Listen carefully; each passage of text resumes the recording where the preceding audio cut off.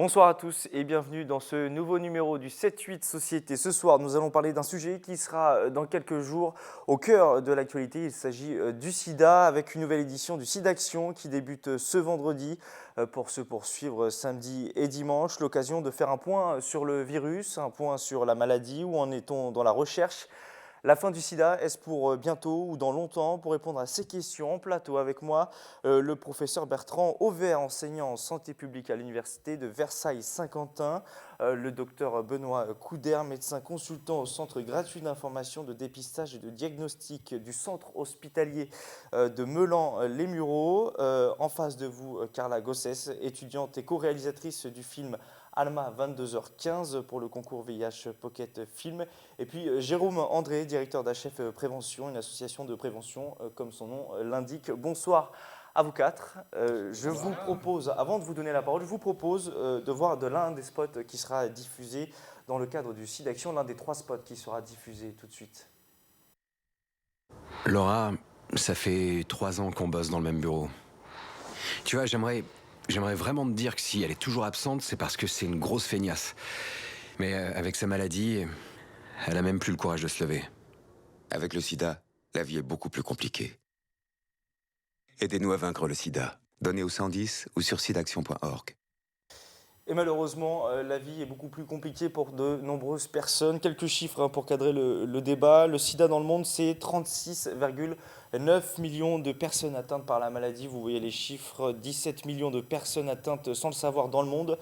5600 nouvelles infections par jour, 2 morts par minute. Des chiffres qui font froid dans le dos malheureusement. En France, la situation n'est pas parfaite non plus, loin de là. 150 000 personnes vivent avec le virus en France et 30 000 sans le savoir.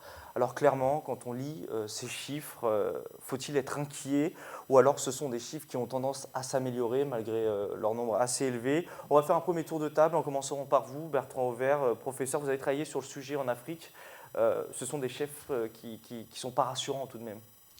Non, ils sont pas rassurants. Par exemple, aussi bien au niveau en France que à l'étranger. En France, quand on regarde la communauté HSH, on voit que le nombre de nouvelles infections par an n'a pas beaucoup varié dans les dernières années, malgré toutes les campagnes de prévention, malgré tous les investissements qui ont été faits. Donc, d'une certaine manière, on n'a pas à être optimiste. On voit en Afrique, par exemple, que l'épidémie, elle a atteint un plateau, elle a commencé un petit peu à diminuer, mais elle a diminué un petit peu naturellement, même si les traitements sont relativement disponibles dans un certain nombre de cas, pas partout. On voit que c'est une épidémie qui n'est pas vraiment sous contrôle. On en parle beaucoup, il y a beaucoup de choses qui sont faites en progrès, en particulier, le progrès majeur, c'est la prévention de la transmission de la mère à l'enfant, et puis le fait qu'on ne meurt quasiment plus du VIH si on est traité correctement. On a une espérance de vie identique. Mais ça, c'est des chiffres des données extrêmement rassurantes, mais globalement quand même, on ne peut pas se satisfaire de la situation actuelle, c'est impossible. Benoît Couder, j'imagine que c'est un constat que vous partagez. Vous êtes aussi, vous, alarmiste de la même façon? De nature, je suis moins alarmiste. Je rappelle, et je pense que c'est un challenge où tout le monde doit se combattre, que l'OMS a dit zéro sida en 2030. C'est vrai, ouais. Et mon confrère a raison, c'est difficile parce que la société fait que l'évolution. Il faut combattre ces comportements à risque et surtout cette non-volonté de dépistage. Alors, effectivement, je représente un médecin de Cégide. C'est une restructuration des centres de dépistage. Aujourd'hui, dans la prévention, il y a le dépistage pour pouvoir être traité plus tôt. Les recommandations font qu'on traite tôt, déjà pour le patient, parce qu'on sait que c'est bénéfique, même s'il reste, c'est une maladie chronique à prendre un traitement toute sa vie, mais aussi pour éviter de contaminer. Donc je suis un peu moins pessimiste, mais effectivement, il faut se réserver, il faut que tous ensemble, les patients, nous, les associations, on participe à cet effort, à cette campagne de dépistage très importante. Jérôme André, votre point de vue sur l'état des lieux, sur ce qui a été dit par nos 2 premiers invités? Nous, on a un regard un peu différent, puisqu'effectivement, on fait beaucoup de dépistage en proximité, vers les gens, ce qu'on appelle donc du hors les murs. Et effectivement, on avait dénoté depuis 2-3 ans, on l'avait dit d'ailleurs à plusieurs reprises sur TV Fil, qu'effectivement, il y avait une vraie reprise de l'épidémie sur certaines populations. Effectivement, les hommes qui ont des relations sexuelles avec d'autres hommes, principalement, mais pas seulement. Il y a aussi effectivement les publics migrants, les personnes qui viennent notamment donc d'Afrique, essentiellement sub-Sahara, mais surtout les moins de 25 ans sont beaucoup touchés aujourd'hui.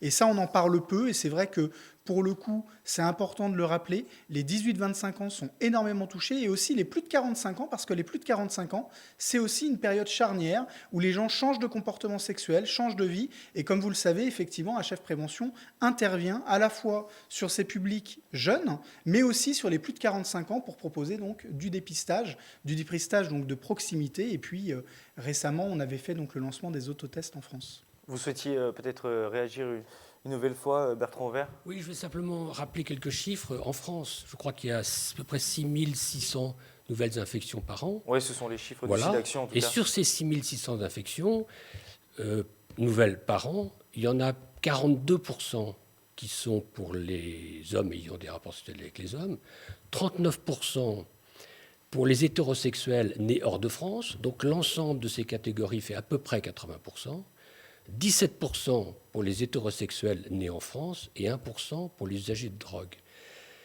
Voilà, donc ça, c'est à peu près donne une image tout à fait celle que vous disiez. Hein, c'est une image avec une communauté assez charge qui représente quand même une part importante. Alors, je ne sais pas si je peux rajouter des petites choses sur... Alors, rapidement, pour qu'on puisse évoquer un autre sujet. Bon, alors, tout à l'heure, peut-être. Alors, tout à l'heure, juste, si on a cette impression que les jeunes se relâchent, notamment, c'est aussi parce qu'on entend souvent dans la presse, dans les médias, un vaccin futuriste qui va tout révolutionner. C'était le cas récemment, il y a quelques semaines, quelques jours, sur un vaccin que des chercheurs français auraient trouvé et qui aurait été efficace. Est-ce que tout ça, ce sont des légendes, des rumeurs aujourd'hui? Soyons francs, soyons clairs, on ne guérit pas encore du sida. C'est surtout des effets d'annonce. C'est-à-dire qu'il faut savoir que pour développer un vaccin, on a besoin d'argent. Et effectivement, le fait de pouvoir annoncer comme ça dans les journaux qu'un vaccin est en train de se faire, notamment sur Marseille, c'est quand même... Une opération de com'? C'est une opération de com', mais c'est surtout préjudiciable. Quand vous avez effectivement des gens qui lisent dans la presse « un vaccin est en préparation », qu'est-ce qu'ils disent? Ils se disent « bon, bah, c'est bon, effectivement, on va bientôt être vacciné », sauf qu'on ne vaccine pas la population comme ça. Et le docteur Benoît Coudert en sait quelque chose, puisqu'il fait aussi beaucoup de vaccinations dans le pôle santé publique des Yvelines. Mais pour le coup, on se rend bien compte que le vaccin, ce n'est pas pour demain, très clairement, mais c'est surtout que laisser croire aux gens qu'un vaccin est en cours d'être fait, ça pénalise la prévention, et nous on le voit sur le travail d'action de terrain, parce que globalement, ça enlève une chance à ce que des gens puissent effectivement se dire la prévention, c'est important que j'ai une prévention adaptée pour moi, et que je puisse me protéger. Et je rappelle quand même que la prévention et le dépistage, aujourd'hui, c'est quand même les deux piliers les plus forts en France pour effectivement arriver à éradiquer donc la maladie. Moi, j'aimerais juste dire qu'à un moment donné, il faut aussi que les professionnels de santé, les associations, mais la population en général, innovent en termes de prévention santé. Et là, je ne parle pas que du VIH. Aujourd'hui, si les jeunes notent un relâchement, c'est aussi parce qu'ils ne se sentent pas concernés. Le fait de ne plus mourir par le VIH, parce qu'effectivement, il y a de très bons traitements, mais les traitements ne font pas tout. Ça engendre aussi le fait de pouvoir se dire, eh bien, effectivement, ce n'est pas très grave si je suis contaminé. Une campagne comme le SIDAction, ça remet un peu les pendules à l'heure, dans le sens où, effectivement, ça peut être compliqué d'être séropositif. Benoît Coudert, vous partagez ce qui vient d'être dit, je vous voyais acquiescer. Je partage complètement. Je réinsiste effectivement sur aujourd'hui le virage. Alors, le virage par les Cégides, qui sont ces centres restructurés pour le dépistage. Comme le dit Jérôme André, mais on va être d'accord, le virage sur la prévention. Aujourd'hui, effectivement, il y a des moyens qui sont donnés pour la prévention et ne pas être que dans le curatif, parce qu'effectivement, il faut éviter ces contaminations. Et pour les éviter, il faut dépister. Alors, on parlait des jeunes, effectivement, qui sont des publics cibles. Il faut absolument une éducation à la santé globalement, ce qu'on disait, et là, plus particulièrement à la santé sexuelle. Donc, le meilleur moyen, c'est le préservatif, mais c'est aussi le dépistage, parce que ça permet d'en parler. Et c'est là-dessus où je suis optimiste, parce qu'à un moment donné, il faut dire aux jeunes, oui, continuez à porter le préservatif. C'est une maladie qui reste chronique, même s'il y a un traitement, et les traitements sont beaucoup améliorés. Vous avez parfaitement raison. Le vaccin, ce n'est pas pour aujourd'hui, on est dans le domaine de la recherche. Donc, le domaine de la recherche peut durer très longtemps, mais même s'il faut continuer, on a besoin des chercheurs. Il y a d'autres. Ce qui s'est beaucoup amélioré pour les personnes vivant avec le VIH, c'est le traitement. Maintenant, il faut travailler sur l'observance du traitement. Et là, on espère, dans la recherche, avoir des améliorations encore pour aider le patient vivant avec le VIH à cette observance.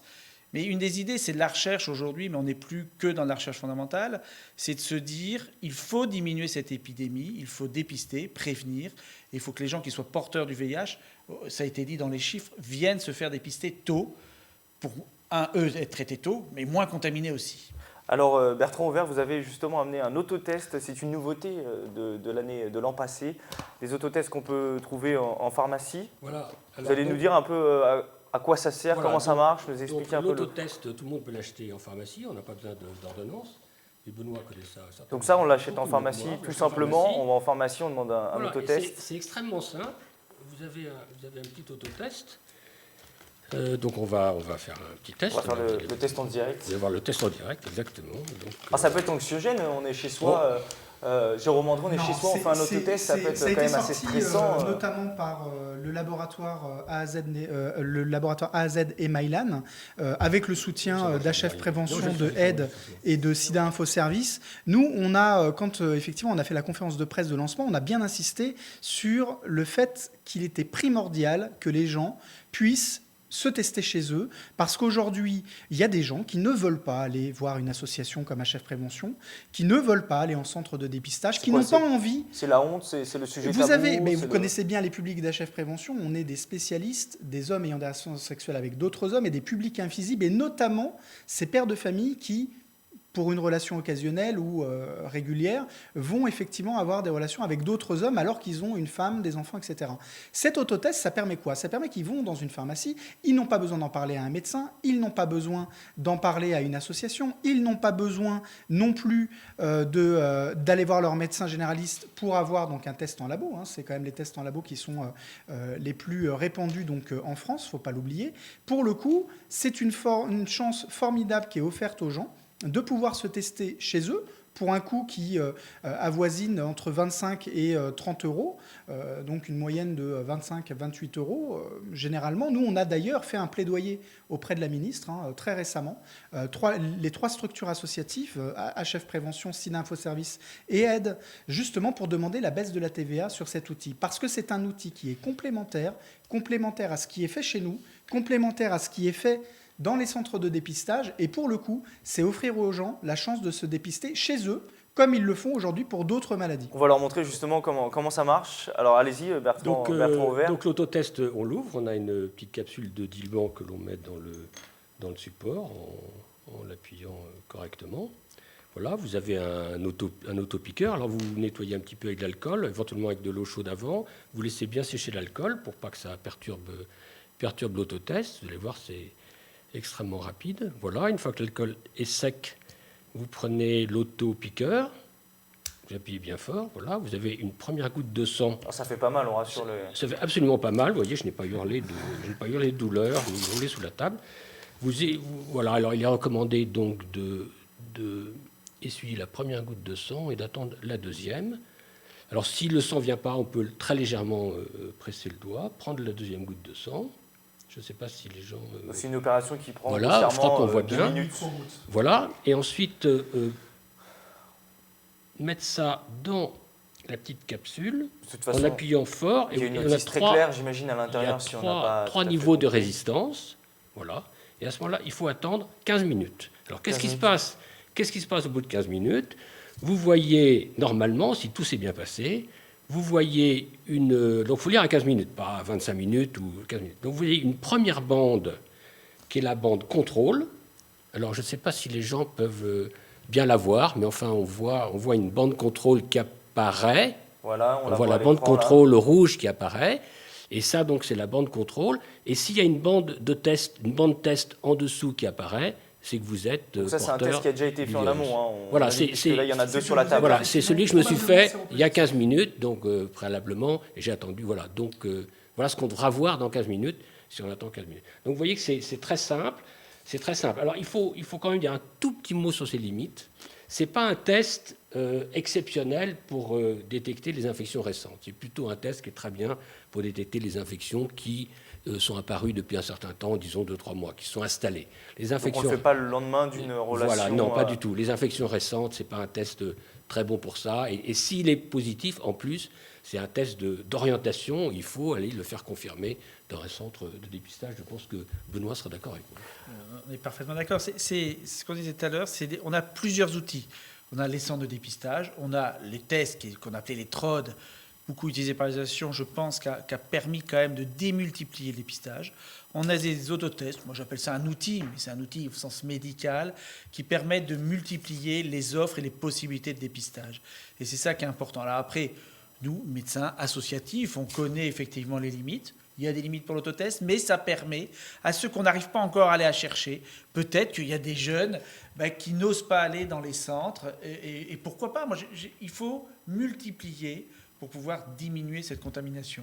Justement, on va insister sur les jeunes avec d'autres chiffres.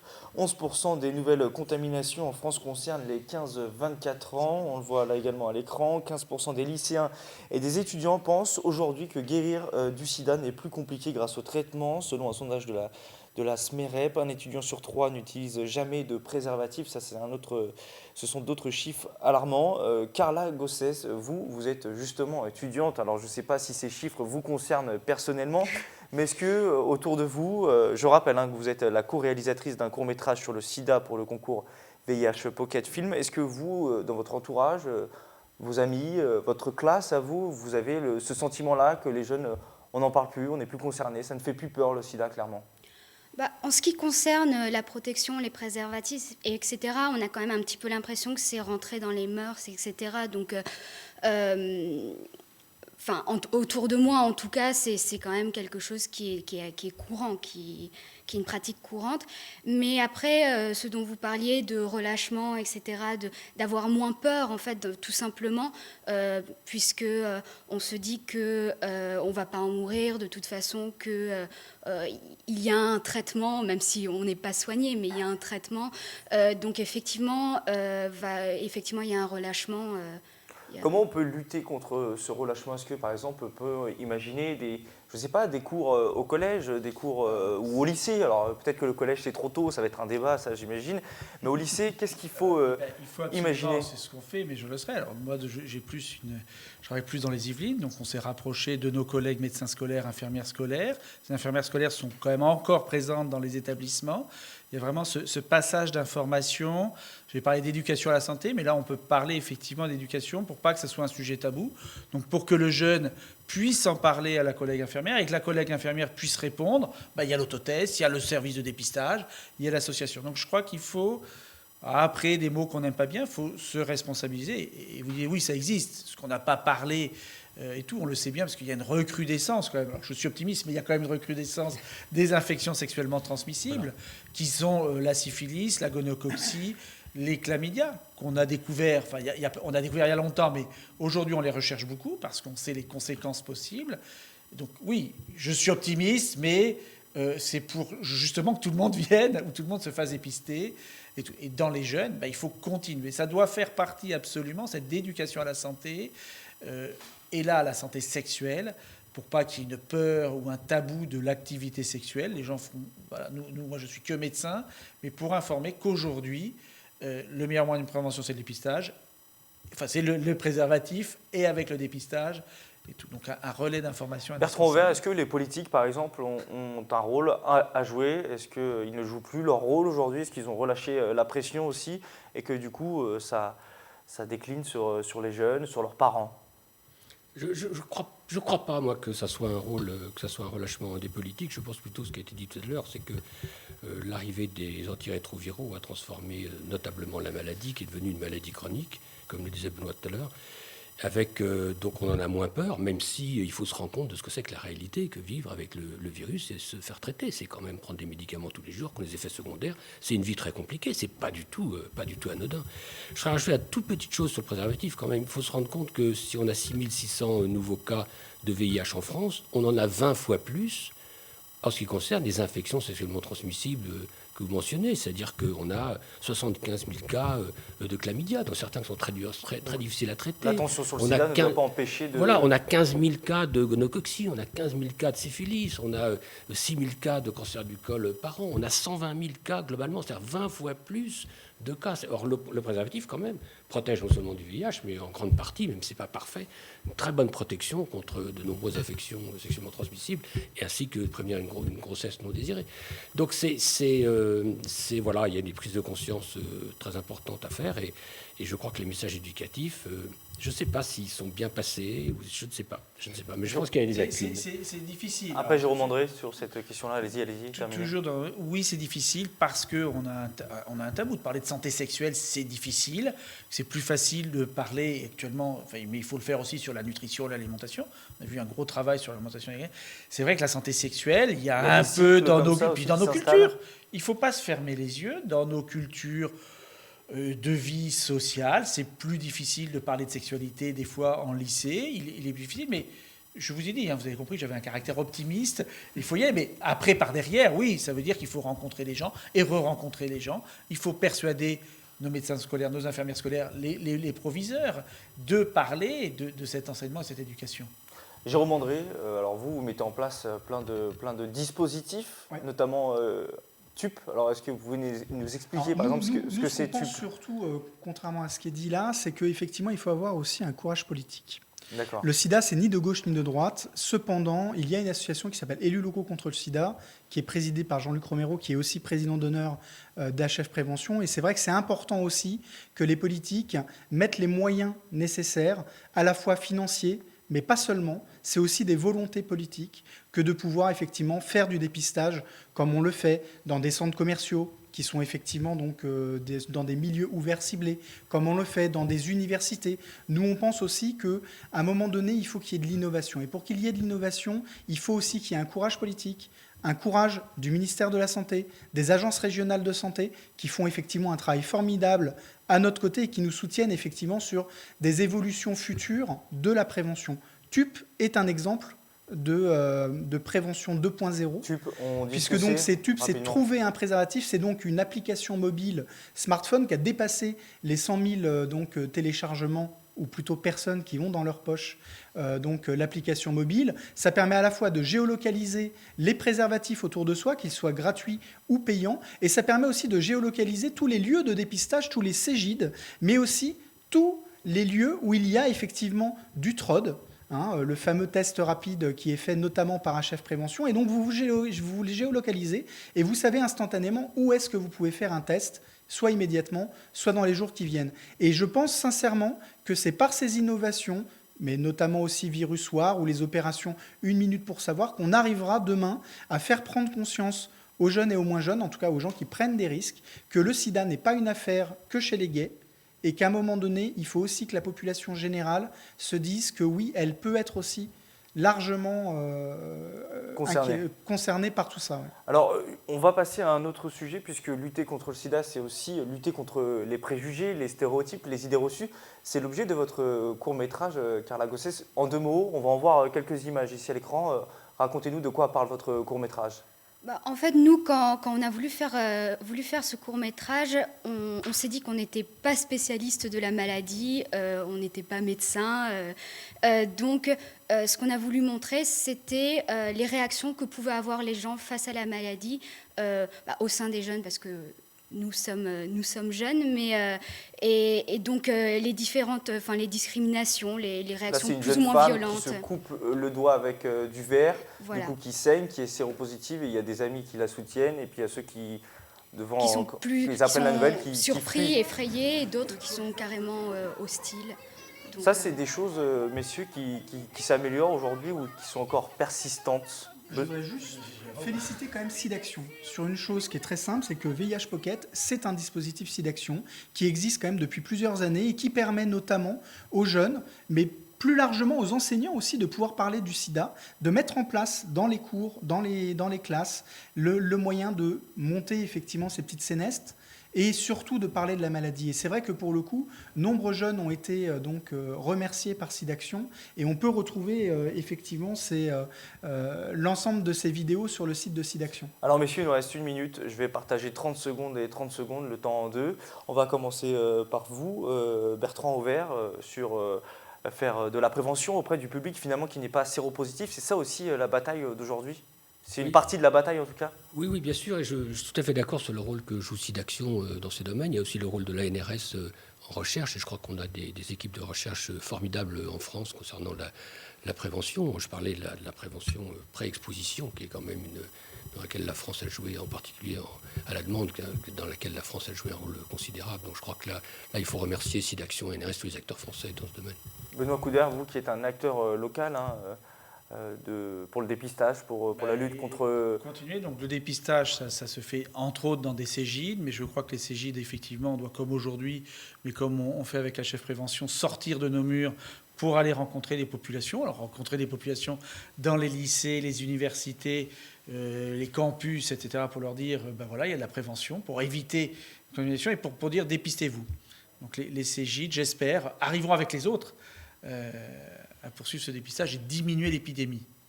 Merci à vous quatre d'avoir participé à cette émission. On arrive au terme, malheureusement, déjà de cette émission. Pour faire un don pour le SIDAction, c'est simple. Toutes les informations s'affichent à l'écran, par téléphone au 110 ou sur Internet www.sidaction.org. Sur Internet, vous pouvez également retrouver cette émission en replay tvfil78.com. Bonne soirée à tous.